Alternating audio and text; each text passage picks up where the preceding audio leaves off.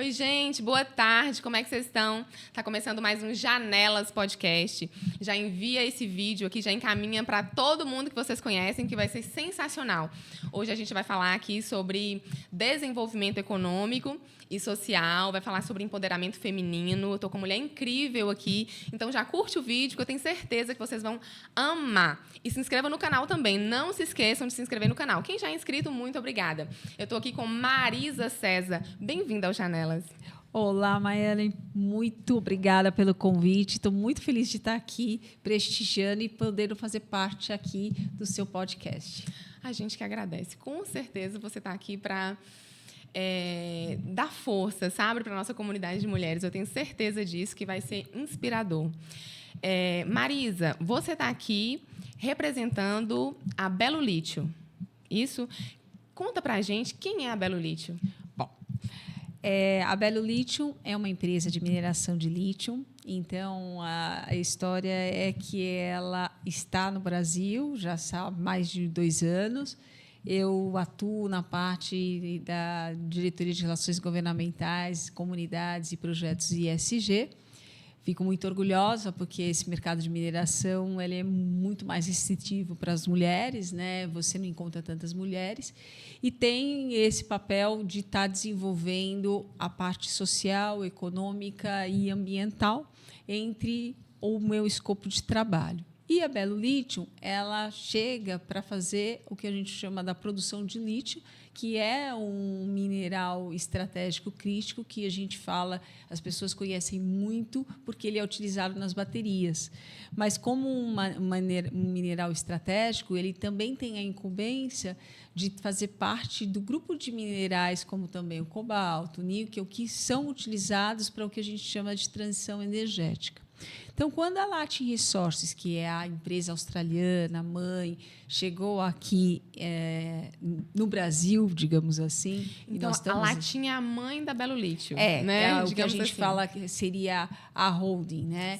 Que é a empresa australiana, a qual decidiu nomear aqui no Brasil a Belo Lítio como nome para que seja uma empresa com características brasileiras, inclusive um nome muito mais apropriado até para as pessoas poderem entender o que é a empresa. Sim, então a Belo Lítio é um CNPJ de Salinas, digamos assim. A gente tem o que a gente fala, né, o CNPJ mãe e o CNPJ filial, né? Mas a gente tem CNPJ tanto também em Belo Horizonte, né, que a gente também está estabelecido muito mais a parte administrativa lá. E aqui, em Salinas, a gente tem toda a parte de exploração e agora nós estamos entrando numa nova fase, né? Então, durante todo esse tempo, a gente fala, nós estávamos fazendo o que a gente chama de sondagem. Então, a gente precisa fazer toda a sondagem para identificar onde é que tem os recursos minerais para que daí a gente possa fazer o desenvolvimento da mina e aí começar a produzir. Então, assim, fazendo uma explicação muito rápida.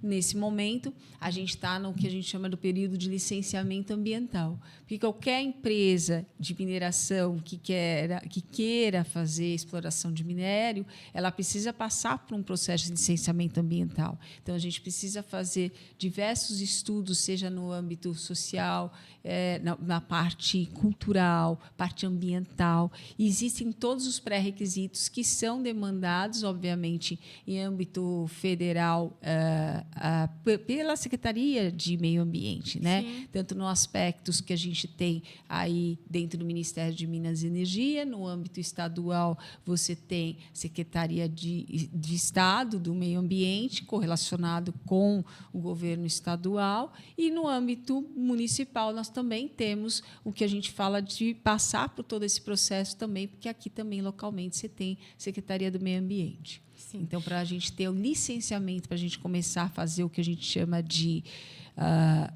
construção da mina, vamos dizer assim, implementação da mina, a gente precisa passar por esse processo. Que momento nós estamos hoje? A gente está terminando o curso de viabilidade, que corresponde a tudo que a gente identifica como possíveis recursos que a gente vai conseguir gerar. Automaticamente, o licenciamento está correndo, e a gente entende que a partir de dezembro, início de 2025, a gente começa a fazer a implantação, para a gente começar a operação efetivamente no primeiro trimestre de 2026. Primeiro trimestre de 2026 para começar a operar na mina. Operar na mina. Mas imagina que se hoje eu já tenho, dentro do nosso número de pessoas trabalhando, cerca de 257 funcionários entre contratados e terceiros, imagina a quantidade de geração de emprego que nós vamos poder propiciar para Salinas e, obviamente, o máximo que nós pudermos, nós vamos tentar contratar localmente. Então, por isso até que a gente está fazendo esse investimento prévio, independente das obrigações legais, vamos investir em cursos, não somente cursos que são designados para mineração, como um técnico de mineração, como gestão de processos de mineração, mas a gente também vai ter cursos que são cursos de qualificação, cursos vocacionais, onde a gente vai poder propiciar o desenvolvimento, por exemplo, um curso de soldagem, um curso que seja para a operação civil, construção civil, são pessoas que podem ser aproveitadas tanto numa empresa de mineração, que agora tem outras também chegando, sim, como também na de cachaçaria, em outras indústrias, em outros setores industriais. Sim. Então, isso é muito importante.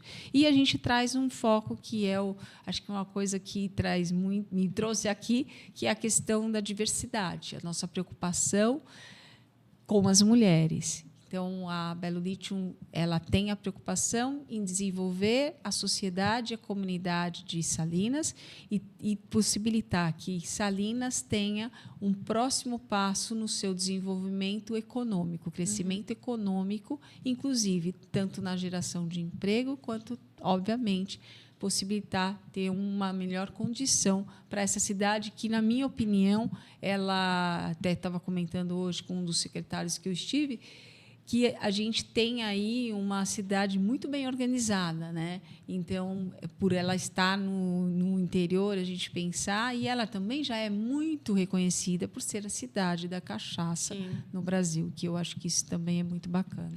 Marisa, eu vou te fazer umas perguntas assim que talvez pareçam bobas, né? Mas eu quero que as pessoas entendam exatamente o que é o lítio, o que é a mineração do lítio. E, assim, legalmente falando, a Belo Lithium ela é obrigada a fazer um trabalho social, certo? Sim. Quando você faz isso que eu estou te falando, que a gente tem que passar pelo processo de licenciamento, sim, a gente precisa fazer os estudos do que é que o nosso negócio vai gerar de impacto para as comunidades do que a gente fala, da área diretamente afetada ou mesmo da área que não é tão diretamente afetada, mas que está muito no entorno. O que quer dizer isso? Eu vou lá, por exemplo, no nosso empreendimento, nós temos comunidades que são diretamente afetadas, porque é próximo, mas sempre com a nossa sorte, a gente não está num nível de quilometragem que não atende os pré-requisitos, mas a gente está olhando todas as comunidades em torno. Então, faz parte Olaria Bagres. As comunidades rurais, né? As comunidades rurais, porque nosso empreendimento é lá, certo? Uhum. Então, é Olaria Bagres, é a Curralinho, é Canela Dema, é Baixa Grande, é Nova Fátima, é Pavão. Então, essas são as que nós entendemos que estão numa proximidade. Então, a gente vai lá, não só por pré-requisito, a gente vai lá e estuda o que é que a mineração pode impactar para eles. Vamos dar um exemplo. Quando você começa a fazer a construção de uma mina, automaticamente você tem o que a gente chama de biodiversidade. Você tem os animais, você tem aqueles que pertencem àquela região, né? Daquela, sim, o que a gente chama muitas vezes de mata escura, que é onde você não pode atuar. Você tem que identificar se você está invadindo alguma área que é de preservação ambiental. Eu vou ter que abater algumas plantações de pequi, que é muito tradicional aqui. Eu tenho que fazer uma apresentação de uma contrapartida e dizer, olha, a cada pequi que eu cortar, eu vou plantar mais 50 pequis numa região que é preferencialmente que tenha uma conservação ambiental. Então, quando você pega esse material que você tem aqui com você, que é o RIMA, ele é uma apresentação para a comunidade e para a sociedade de uma forma sucinta de tudo que vai acontecer e tudo que pode ter de impacto e todas as soluções para isso. Então, quando eu falo que eu estou chegando numa comunidade e que ela tem uma tradição, a gente procura, tem que estudar a parte cultural daquela comunidade. E aí eu vou e eu falo, bom, então, para isso, eu vou propor que a gente faça um resgate sobre esta temática com o objetivo de, inclusive, empoderar as crianças ou mesmo os mais jovens que, por exemplo, não conheciam a tradição do requeijão, esqueci, moreno. Requeijão moreno. É que a gente fala só requeijão, né? Mas é o requeijão moreno. Requeijão moreno. Pô, você vai e fala... Eu, lá em São Paulo, não conhecia requeijão moreno, mas isso é tradicional. Então, essa cultura, se a gente percebe que ela está se perdendo, a gente aproveita e faz um trabalho de recuperação em cima disso. Temos, por exemplo, festas tradicionais. Então, festa de São João. Então, vamos... essa festa ainda existe. E aí, para você fazer isso, o que você faz? Você faz um estudo e você faz uma pesquisa qualitativa com todas as comunidades. E essas pessoas nos trazem o que é da cultura que se perdeu, quais são os medos que vocês têm, o que vocês acreditam que a gente poderia trazer de benéfico para vocês. E, por conta disso, automaticamente, nós da Belo Lítio decidimos que a gente precisa deixar um legado aqui. Então, independente daquilo que é pré-requisito obrigatório, nós já estamos implementando projetos sociais e ambientais que são exatamente para a gente contribuir além daquilo que se faz necessário. Então, quando eu estou falando dessa questão dos cursos vocacionais, que a gente, por exemplo, vai ter curso de panificação para mulher, eu não tenho necessidade, pela regra, de fazer isso. Mas isso é uma coisa que nós acreditamos que nós precisamos fazer. A gente quer empoderar as mulheres, porque a gente identifica, principalmente hoje, quando a gente vai nas comunidades, se a gente analisar, a maior parte das nossas líderes são mulheres. Ou seja, no mínimo, a gente tem uma mulher e um homem, ou muitas vezes são só as mulheres que estão liderando as comunidades. Elas têm uma força de empoderamento muito grande. E a gente precisa aproveitar esse empoderamento para a gente empoderar, inclusive, as gerações que estão vindo e, ao mesmo tempo, mostrar para elas que elas têm competência, habilidade e capacidade que elas podem ser muito mais daquilo que elas são hoje. Eu não estou denigrindo e nem dizendo que quem é dona de casa não tem o seu valor. Pelo contrário. Mas, muitas vezes, as mulheres ficaram cuidando dos seus filhos. E, por conta, os filhos se vão. A gente tem ouvido de comunidades que o filho foi estudar em Montes Claros, né? Que decidiu ir estudar em Belo Horizonte. Elas também se sentem assim, tem um lado orgulho, mas o que é que eu vou fazer? O ninho fica vazio. E por que a gente não aproveita essa oportunidade para a gente engajar e a gente transformar?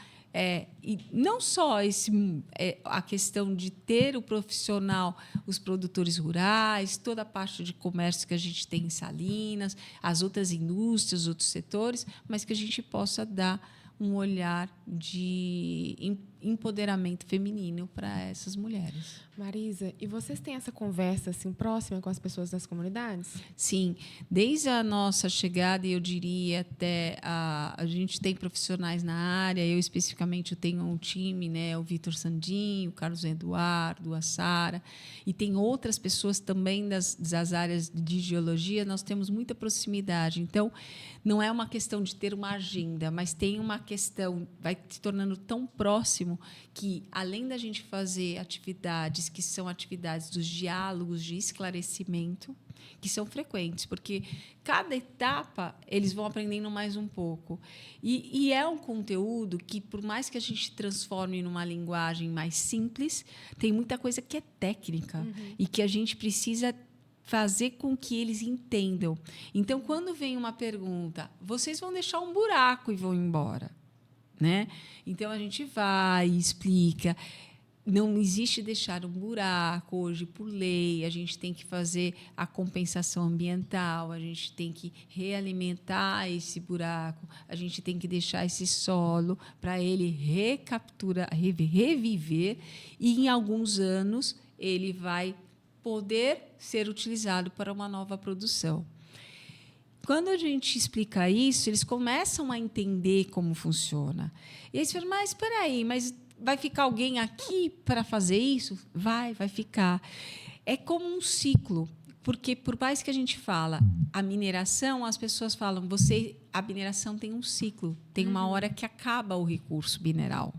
Então, vocês chegam, vão ficar 12, 15, 20 anos e vão embora.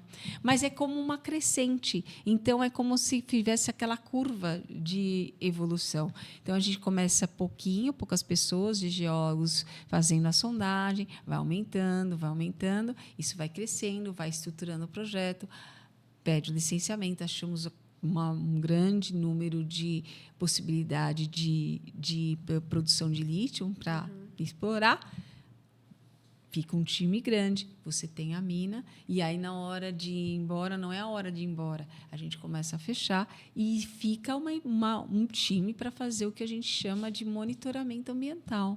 E tem uma série de atividades que precisam ser feitas, tem que fazer a pesquisa e entregar, ou seja, você tem IBAMA envolvido, você tem vários órgãos ambientais, você tem o IGAM, você tem a Secretaria do Meio Ambiente, que está todo mundo em cima, porque a gente não pode gerar impacto nem para a sociedade e nem para o próprio meio ambiente. Nossa, mas isso foi esclarecedor, né? Agora, assim, você falar que essa parte de recuperação do terreno, né? Digamos assim. Isso, vamos falar nessa linguagem.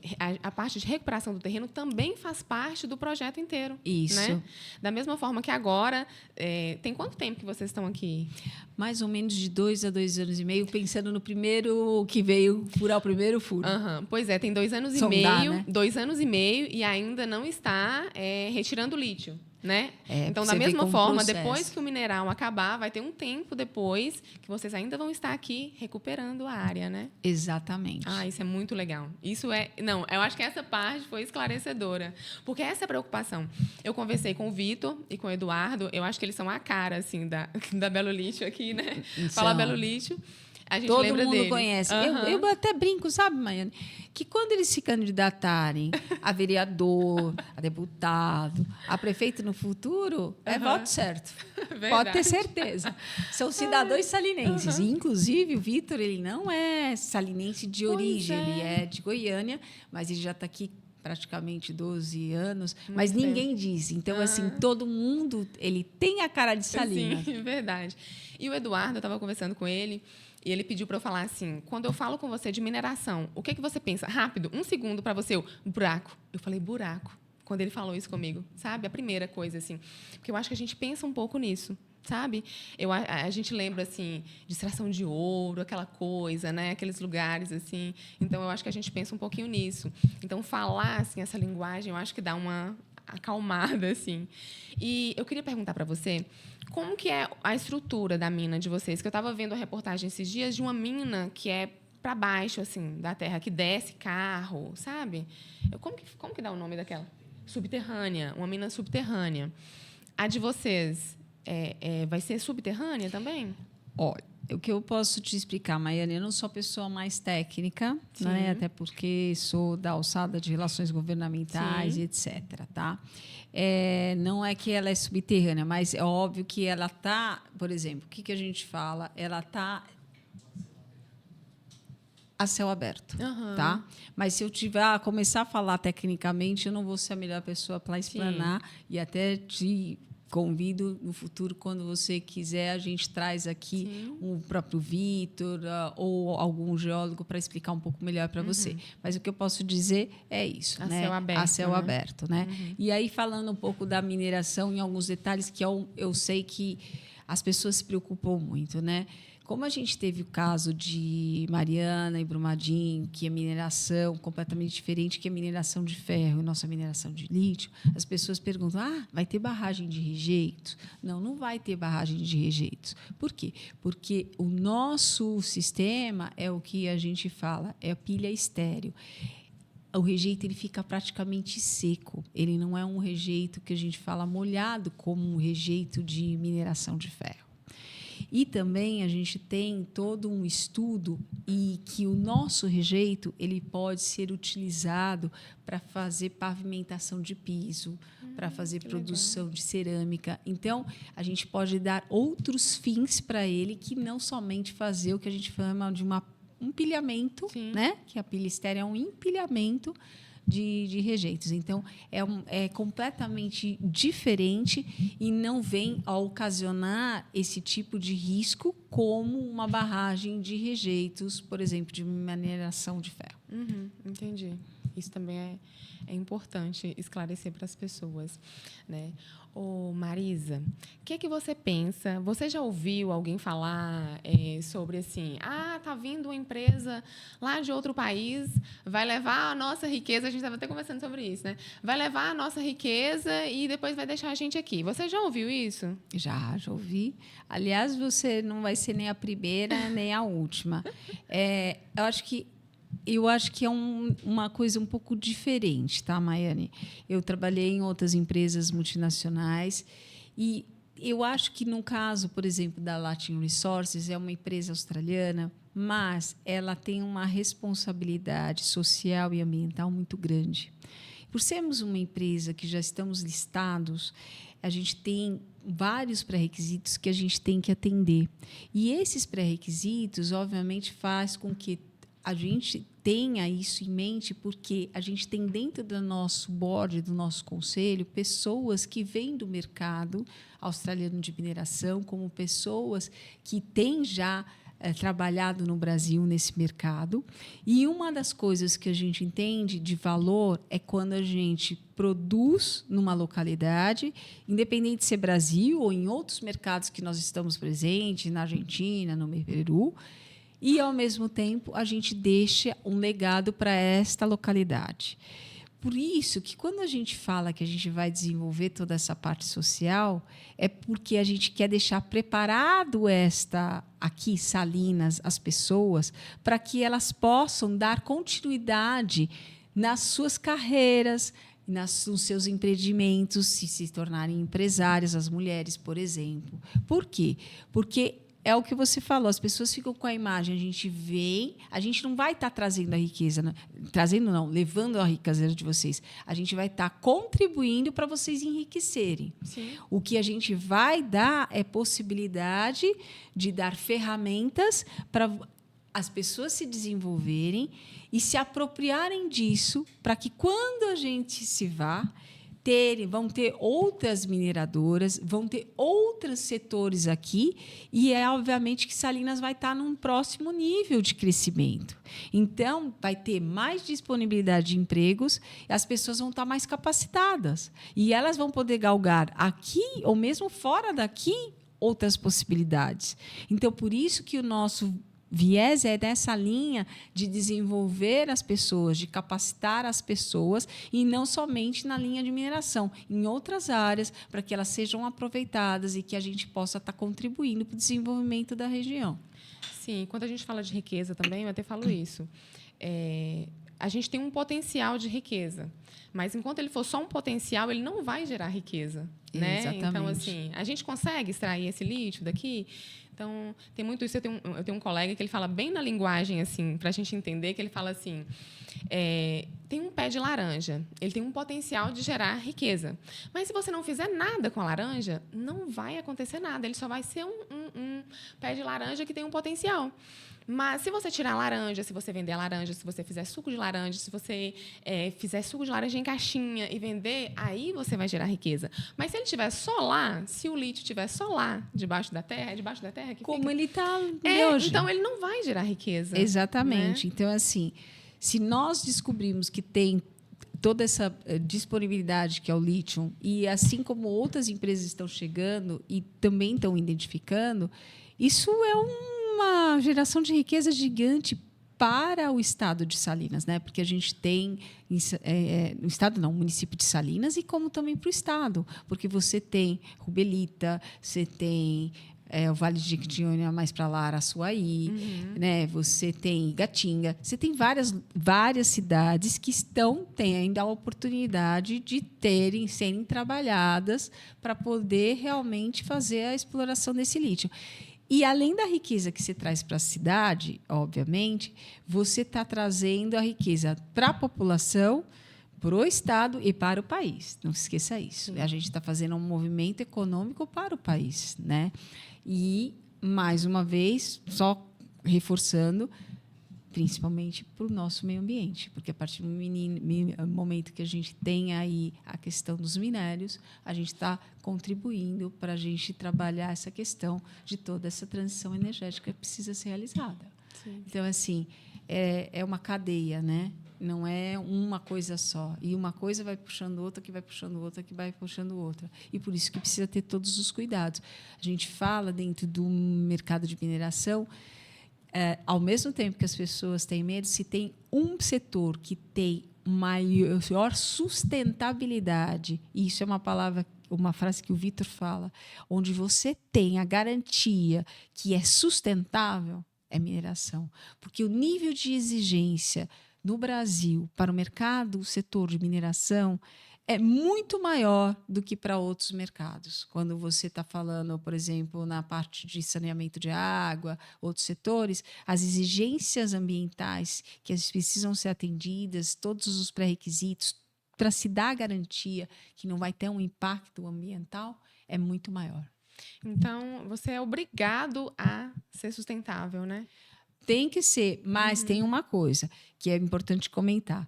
Quando a gente fala de produção de lítio, tem outros tipos de produções. E a gente pode dizer que a nossa produção é uma produção limpa pelo fato do que eu te expliquei, Sim. da forma como vai ser armazenado os rejeitos, o que vai ser utilizado, etc. Que a gente fala que é uma produção verde que ela é limpa. Então, assim, óbvio que eu não posso dizer de todas as empresas que estão trabalhando no setor. Sim. Mas isso eu posso dizer. Como, por exemplo, se eu tivesse que falar de mineração de outras áreas, mineração de níquel, de cobalto, eu não vou poder te dizer. Eu consigo te dizer a respeito. E aí eu posso te garantir que a Belo Lítio vai fazer uma mineração, uma exploração, uma produção de lítio sustentável. Então, eu estou entendendo que a gente vai precisar, então, usar a Belo Lítio o máximo que a gente puder, né? Aproveitar do que a Belo Lítio vai estar oferecendo de cursos e de tudo mais. Aproveitar o máximo que a gente puder, né? Para quando a Belo Lítio não estiver aqui, a gente ter capacidade de empreender, capacidade de crescer de outras formas que não com a mineração. Exatamente.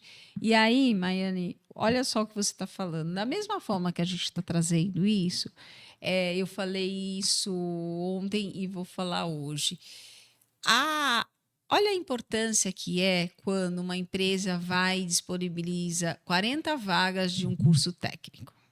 Eu não quero simplesmente dar o dinheiro e pagar o curso durante 15 meses. Eu quero que os 40 participantes finalizem o curso, utilizem isso como instrumento profissional.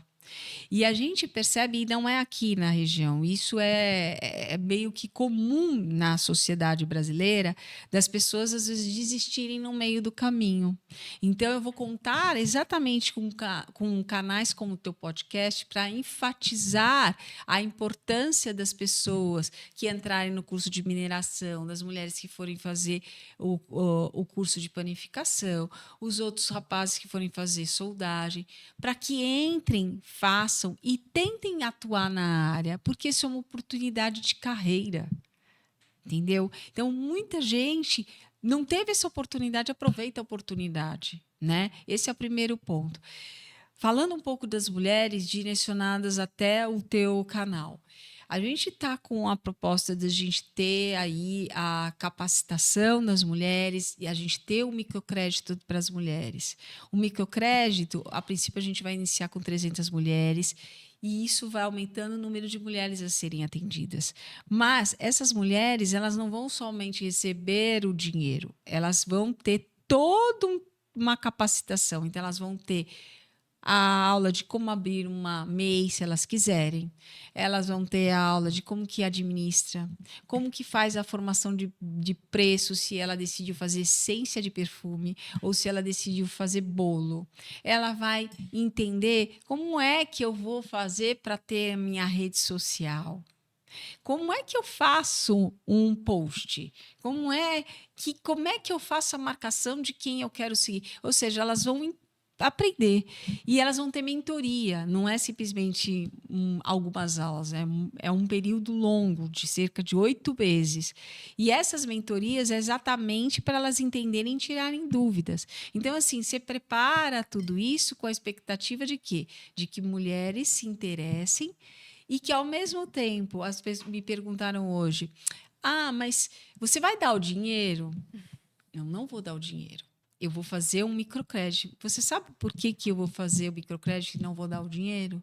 Porque, comprovadamente, quando você dá o dinheiro, a pessoa não se sente responsável. E tem outra coisa que vai ser muito trabalhado, a questão da sororidade e da capacidade que a Maiane, pelo fato de ter sido desenvolvida, ela entenda que o dinheiro que ela vai devolver será aplicado para uma nova mulher. E isso você vai fazendo com que o grupo vai se expandindo e que, ao mesmo tempo, várias vão se empoderando e vão impulsionando outras. Então, assim, eu tive a oportunidade de ser CEO do Grupo Mulheres do Brasil, um grupo que é liderado pela Luísa Helena Trajano, que é a presidente do Conselho do Magalu, e hoje tem cerca de 110 mil mulheres. E essas mulheres, elas estão são em 150 cidades, Brasil e mundo. Só o mundo tem mais de 40 cidades, né? Então, tem Estados Unidos em 3 localidades, tem Suíça, tem Alemanha, tem França. E o que são? São mulheres brasileiras que saíram daqui e foram para outros países. E muitas vezes são mulheres até que já tiveram carreiras, mas que acompanharam o marido e não estão trabalhando e se empoderam para fazer toda essa dinâmica e ajudar mulheres a se desenvolver localmente. E aqui a gente trabalha com várias áreas, né, com igualdade racial, educação, saúde, empreendedorismo. E uma das coisas que eu tive a oportunidade de ser participante, porque eu era CEO, foi quando foi lançado o Fundo Dona de Mim, que é um fundo de microcrédito. E que, por sinal, a Sigma, que é da Ana Cabral, né, que vocês devem conhecer, que é a maior empresa de lítio que a gente tem aqui no Brasil em desenvolvimento e operação, ela decidiu implementar. Então, a primeira leva foram 500 mulheres. Então, você vê os depoimentos dessas mulheres com essa dinâmica, e algumas já até devolvendo, elas têm orgulho de poder devolver o dinheiro para que outras possam ser beneficiadas como elas. Sim. Então, é isso que acaba formando toda essa rede de empoderamento. Então, o que vocês vão fazer eu vou te ensinar fazer alguma coisa, ou eu vou te ensinar a empreender, te ensinar tudo, né? Que o que você falou é do início, ensinar tudo. E aí, quando você quiser fazer alguma coisa, eu te empresto o dinheiro, é isso? Não, na realidade é assim, você faz assim, digamos que a Maiane decidiu que ela quer participar, tá? Sim.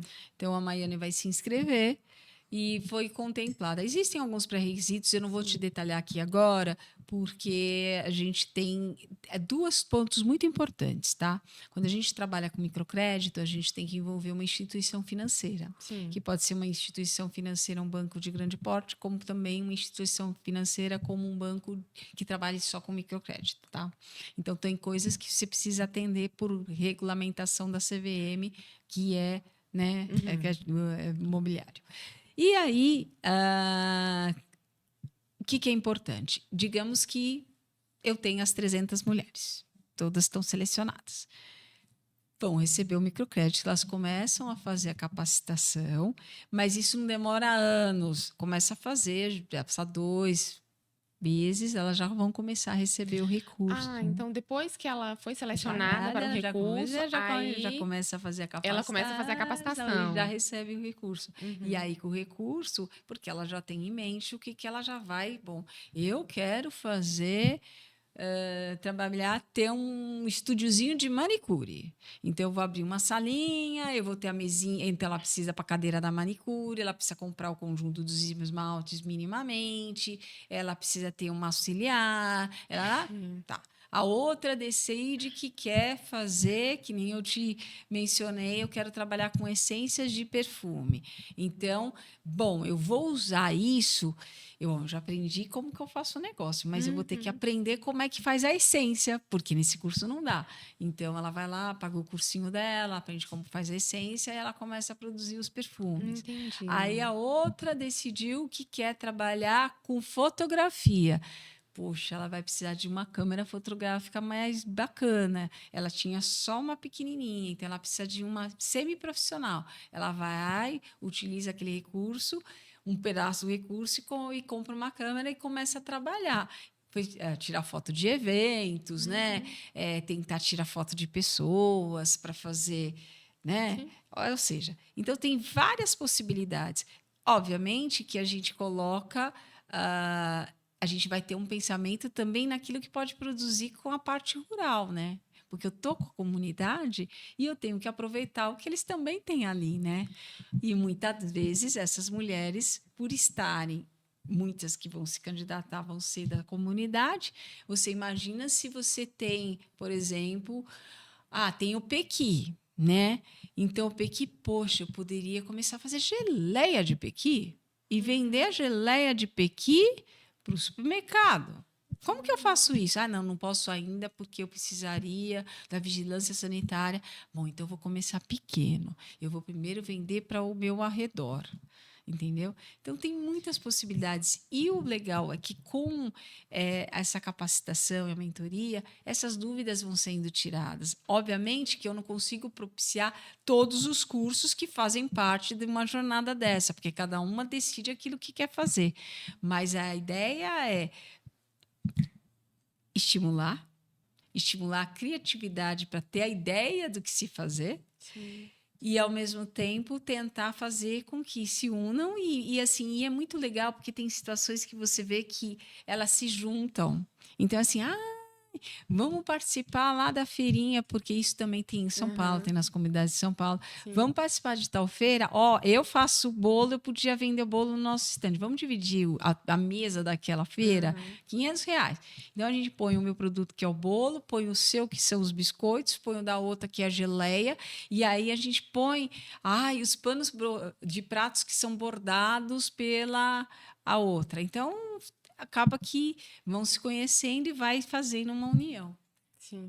Marisa, esse microcrédito é só para as mulheres dessas comunidades ou não? Uma mulher daqui, mora na cidade de Salinas, aqui na área urbana, pode participar? Pode participar. Tá. Entendi. Tá? Pensei que era só para as comunidades. Não. É claro que a gente tem um enfoque para as comunidades, mas é para a sociedade salinense, né? Então, a gente tem a perspectiva de olhar para as comunidades, mas nesse temática de mulheres, a gente pensar num todo. O microcrédito, você falou que é para quando? Está previsto para quando? Então, como a gente tem toda a parte estrutural, toda essa parte de instituição financeira, tem todos os pré-requisitos, a gente acredita que deve ser para o último trimestre desse ano. Esse ano ainda? Esse ano ainda. Entendeu?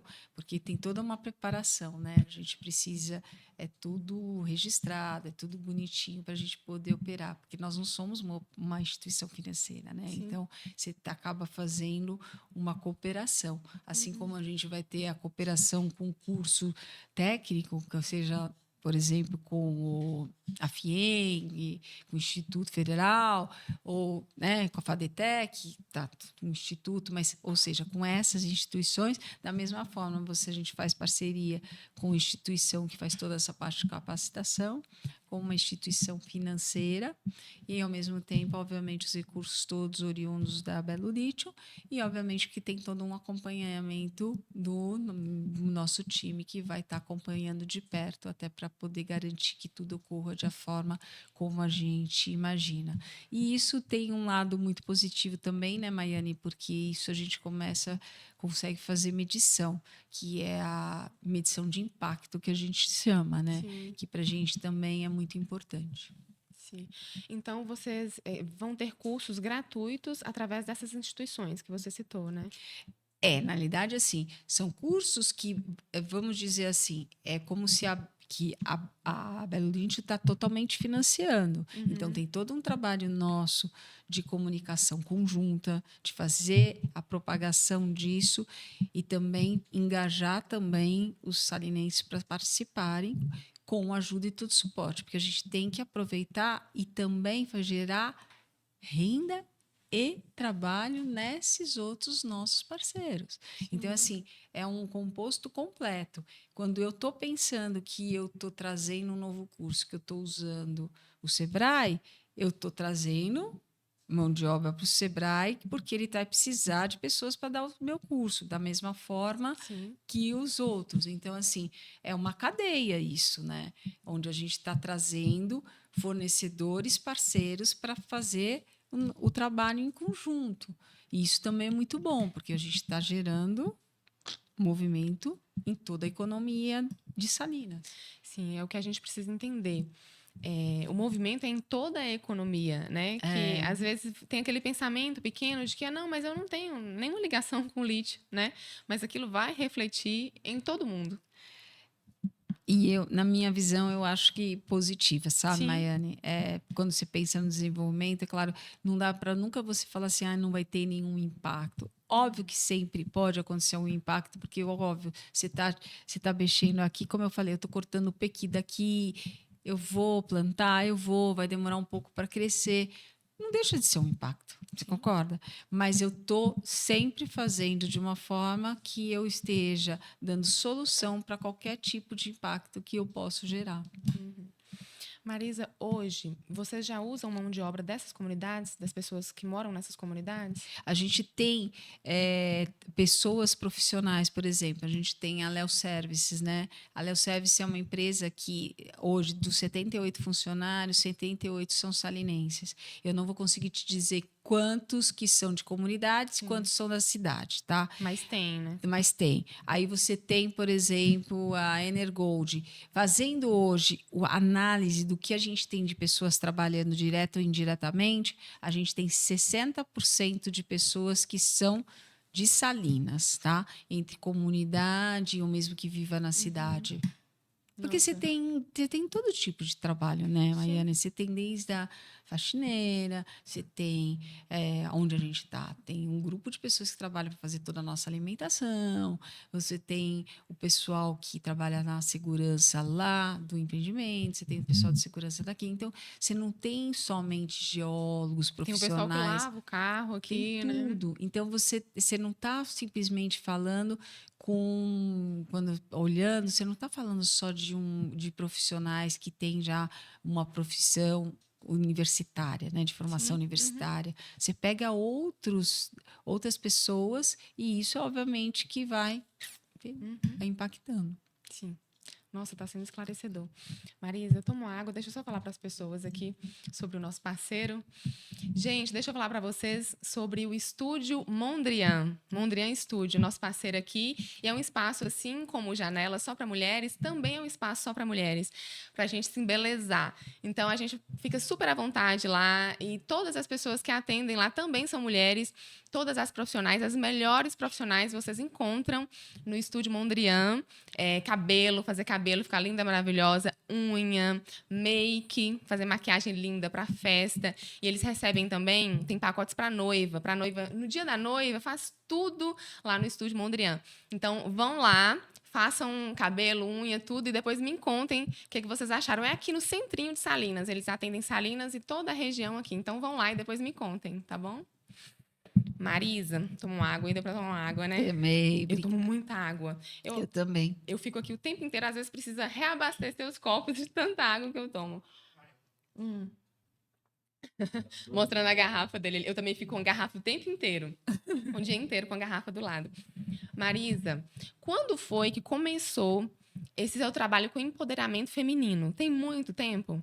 Bom, eu tive a oportunidade, né, de trabalhar na ABB, fiquei durante 18 anos. Eu fui uma pessoa, eu brinco que eu fui carreira Y, porque eu fui trocando de trabalho muito cedo. Com 30 anos, já tinha passado por 6 empresas. Nossa. E naquele tempo, chegou uma hora que a entrevistadora de recursos humanos perguntou se eu tinha algum problema. É sério que eu estou falando? Sério. Mas você começou a trabalhar muito cedo também, então, né? Primeiro que eu tive carreira de bailarina, com 17 anos fui convidada para ser professora de balé. Aí depois, quando eu já estava na faculdade, que eu fiz relações públicas, eu tive que tomar uma decisão e, obviamente, que eu decidi estagiar. Eu brinco na época, eu falava assim, meu Deus, tipo, vou dar uma noção de valor, tá?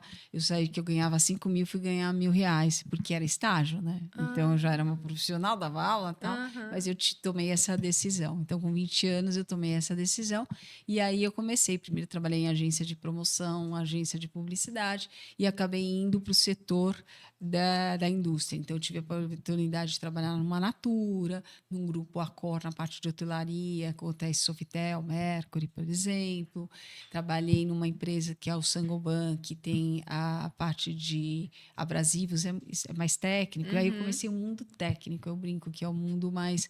as pessoas falam, nossa, você foi trabalhar em comunicação, em marketing de empresa...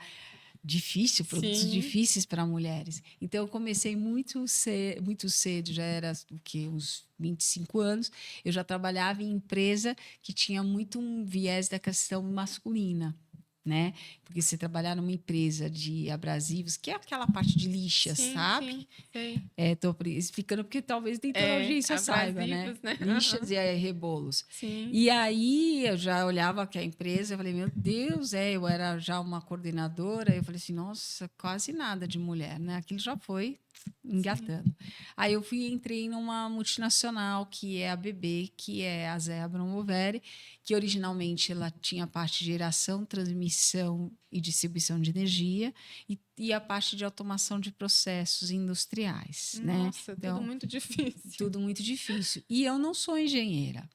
E aí, ao mesmo tempo, sou muito... Eu gosto de aprender, né?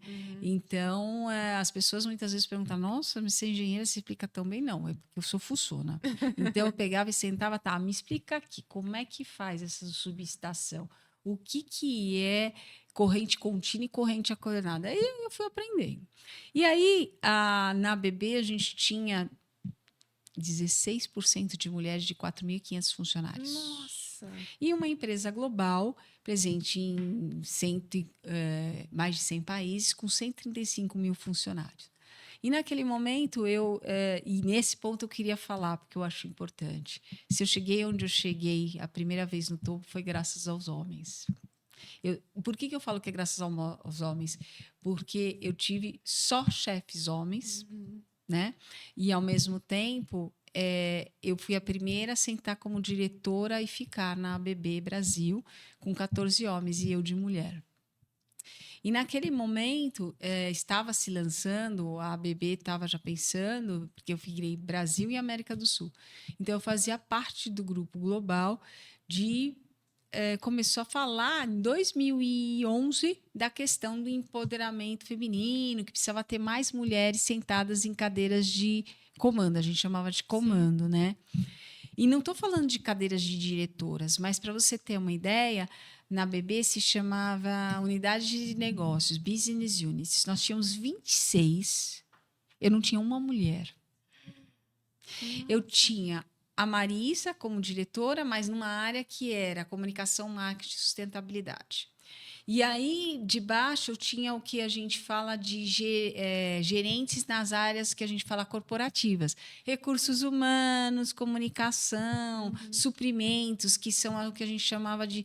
São as áreas funcionais. Sim. Mas naquela questão de negócio, ser assim, por exemplo, ser uma gerente de metals, de metais, de mineração, porque a automação de processos é para essas áreas. De papel e celulose, nada. Gerente de transformador, nada. E aí a gente começou a fazer um trabalho de tentar empoderar estas mulheres. E aí foi muito interessante, porque eu, no Brasil e no América do Sul, eu fiz um estudo. Porque eu chegava no gerente e falava assim, escuta, por que você não deu a possibilidade da Maiane se tornar a gerente? Porque lá tinham vários níveis de gerência, tá? Não, mas espera aí, Marisa, a culpa não foi minha, eu conversei com ela. Eu falei, como assim? É que, no caso dela, ela tem problema porque ela não tem mãe e pai em São Paulo, e ela, com essa nova posição, ela vai começar a precisar viajar para a Suíça e para a Noruega. Um problema. Aí, ano outro, por que você não... Não, Marisa, a questão é que o marido dela, ela tem uma questão pessoal, que o marido falou assim, eu já sou diretor do banco tal, você não tem necessidade de se tornar uma gerente e tal. Então, você começa, primeiro, a analisar e entender que a gente não tinha um problema só porque os homens não queriam dar oportunidade, a gente tinha um problema com as mulheres. E eu tinha uma parte, podia ser 50% de homens que não queriam, mas eu tinha os outros 50% que não tinham esses dois componentes, e mais o componente tipo, puxa, eu vou deixar meus filhos em casa por conta disso. Então, a gente começou, eu criei um programa de mentoria, peguei aquelas que já eram gerentes, mesmo que não fossem gerentes muito altos, para tentar estimular, para a gente aumentar o número de mulheres para serem coordenadoras e tal. Então, o número de coordenadoras a gente conseguiu transformar. Para você ter uma ideia, em um ano eu já estava 52 para 48. Já no nível de gerência, a gente continuava 36% de mulheres. Aí chegava na parte que a gente chamava gerente geral de negócios, a gente chegou a 16%, e na diretoria ainda eu estava sozinha, né? Então, nem 10%. Então, foi assim que eu comecei a me engajar. E aí eu comecei a ficar envolvida com isso. Aí, depois disso, eu tive a possibilidade, quando eu saí da BB, eu acabei conhecendo o Grupo Mulheres do Brasil. E antes até, eu lembro que eu fui na primeira reunião em 2015, e que eu tinha sido convidada, e eu já participava, sabe, do lead do... Ai, meu Deus, foi governador de São Paulo, deu branco. Tinha o lead, os grupos estruturais que eram de executivos, e tinha o lead mulher. E eu comecei a participar do lead mulher. E aí eu fui convidada pela Sônia Hess, que é uma vice-presidente do Grupo Mulheres do Brasil, ex-dona da Dona Alina, muito famosa, né, das camisas da Dona Alina. E aí ela me convidou e lá fui eu. Aí eu vi aquele trabalho e logo de cara você tem todas essas áreas. Você fala assim, mas como assim as mulheres trabalham na saúde? Porque a ideia é usar o protagonismo feminino com o objetivo de empoderar as mulheres para que elas se tornem voz ativas em todas as áreas, seja na educação, trabalhar com política pública. E aí eu decidi entrar em 2 grupos. Política pública, porque eu não entendia nada de política pública, e na parte de saúde. Aí, porque eu falei, eu não quero fazer nada que seja correlacionado ao que eu já conheço, que é comunicação. Ai, que legal. E então também eu já era diretora de um instituto, da então BB eu você tinha entrou instituto. numa área que você não entendia nada para você ficar boa ali. E aí, logo que eu estava ali na saúde, principalmente, eu brinco que eu sou médica autodidata. Então, todo mundo vem me consultar. Minha mãe fala que eu deveria ter feito medicina. Eu gosto muito. É uma matéria que eu leio, eu fixo muito fácil, e eu vou estudando, tudo que é muito complexo. Então, eu brinco, às vezes, que o médico, já chegou uma vez, o médico falou assim, escuta, quem é o médico aqui? É você ou eu? Eu falei, olha, eu sei que você é o médico e você que tem um diploma, mas eu entendo que eu posso ajudar.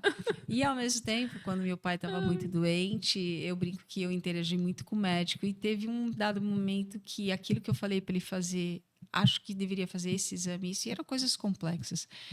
Aí ele falou assim, dessa vez você me surpreendeu. Eu falei, sempre me escuta, porque muitas vezes eu tenho razão. E aí foi. E aí eu me tornei líder do Comitê Saúde. E lá fui eu. Líder do Comitê Saúde, me sempre aqui, na educação, na política pública. E foi indo. Aí depois eu acabei saindo da BB, fiquei um tempo sem uma jornada profissional. E aí tinha um evento, lembra? O João Dória. João Dória, que é o dono do LID. E aí o João Dória era prefeito e a gente ia fazer um evento com os secretários e tal. E aí me chamaram, como eu tinha relações institucionais, para ajudar, organizar. E aí acabou que a Luísa, a gente acabou fazendo um evento muito importante, que foi os presidenciáveis em 2018. A gente reuniu todos os presidenciáveis, os únicos que não compareceram foi o Bolsonaro e o Boulos. E ali foi eu mediei junto com a Luísa, foi muito bacana, e acabei que fui convidada para ser CEO do Grupo Mulheres do Brasil, quando minha antecessora decidiu sair. E aí eu peguei um período bem difícil, que foi pandemia, e aí sempre o Grupo Mulheres do Brasil trabalhou com as comunidades, principalmente comunidades, estamos falando as favelas, porque lá é autorizado e a gente pode falar que são favelas, sim, diferente de São Paulo, é assim. E aí, aquilo que a gente sempre fez de dar treinamento, empoderamento para elas, a gente teve que passar por uma outra realidade. Então, tive que fazer grandes campanhas para captar cestas básicas, produtos de higiene, para poder sustentar as várias famílias que estavam ligadas a gente. Então, foi um outro tipo de trabalho, né? Sim. E isso foi fazendo. E aí, nesse processo, fui trabalhando cada vez mais a voz ativa da mulher, me envolvi muito com o combate à violência contra a mulher, aprendi muito sobre essa temática, inclusive também para empoderar as mulheres e para não deixar que elas sejam vítimas da violência, seja da violência sexual, seja da violência verbal, moral, mas que ela entenda que ela tem o direito de ser o que ela quiser ser. E aí acabou, e aí ficou no DNA. Então, por onde eu passo, não por conta da Belo Lithium, porque a Belo Lithium já queria fazer isso, até muito espelhada na Sigma. Então, quando eu cheguei, Christopher Gale tem um ótimo relacionamento com a Ana Cabral da Sigma, e ele até falou, Marisa, queria muito fazer algo similar. Eu falei, deixa comigo, porque eu tenho experiência, porque eu implementei antes da Sigma um trabalho de microcrédito de empoderamento feminino. Então, realmente, eu trago na veia, porque o primeiro que eu acredito as mulheres, e uma mulher pode ajudar a outra. Mas também falo que os homens podem ajudar a gente, porque a minha história, talvez um pouco diferente de outras mulheres, eu tive muitas oportunidades. Oportunidades que eu quero dizer, eu batalhei muito. Eu batalhei para ter salário igual. Eu reclamava, eu questionava, eu contatava a Suíça. Então, assim, eu não fui aquela que... Espera. Isso que eu queria te perguntar. Era sua postura foi sua postura que fez a diferença? Como que era? Você nunca se sentiu intimidada no meio dos homens? Nunca. Mas teve momentos que eu tive que ter um papel muito mais masculino do que feminino, tá? Sim. Eu vou ser bem sincera. Mas eu lembro que nessa jornada, quando eu me tornei diretora, eu vou dar o meu sentimento. Os primeiros 6 meses eu me sentia café com leite na sala. Até um dia que a temática era, porque a agenda de reunião de diretoria era o dia inteiro e passava por todas as áreas, né? Então, falava desde toda a parte de resultados financeiros, falava dos problemas das áreas de negócio. Quando eu dei uma solução para um problema de uma área de negócio, aí os meus pares começaram a me enxergar. E aí, às vezes, em algumas situações, com o presidente, que era muito legal, muito assertivo, não, o que você acha? Você acha que esse caminho não? Me perguntavam para tomar atitude de como conduzir. Então, transformou, né? Eu brinco que transformou. Mas a atitude, por isso que eu falei, a mulher precisa querer. Entendeu? Então, assim, eu estou aqui como Belo Lithium possibilitando e dando uma oportunidade. Mas se não quiser aproveitar a oportunidade, ninguém vai fazer por você. Verdade. Ninguém. E aí, eu vou falar porque eu acho que é importante para as mulheres. Algumas pessoas já me julgaram no passado por conta que eu tive uma carreira muito intensa e, na realidade, meus filhos... Eu tive muita ajuda da minha mãe, né? Do meu pai também. Mas, ao mesmo tempo, sempre estive presente em todos os momentos mais importantes. Sempre dei um jeito para estar, tá? Mas eu tive fase que eu viajei muito, e muito para fora. E aí me perguntam, você não se arrepende de não ter cuidado dos seus filhos? No meu caso, não. Porque quem foi o arrimo da família, fui separada, me separei, fui eu. Então, nesse ponto, meus filhos têm um orgulho muito grande pelo aquilo que eu me tornei, porque eu possibilitei dar o de melhor que eu poderia dar dentro da minha capacidade, não somente financeira, mas de amor e de carinho para eles. E eles estavam sendo cuidados, né? Eu fico emocionada, mas é isso. Que legal.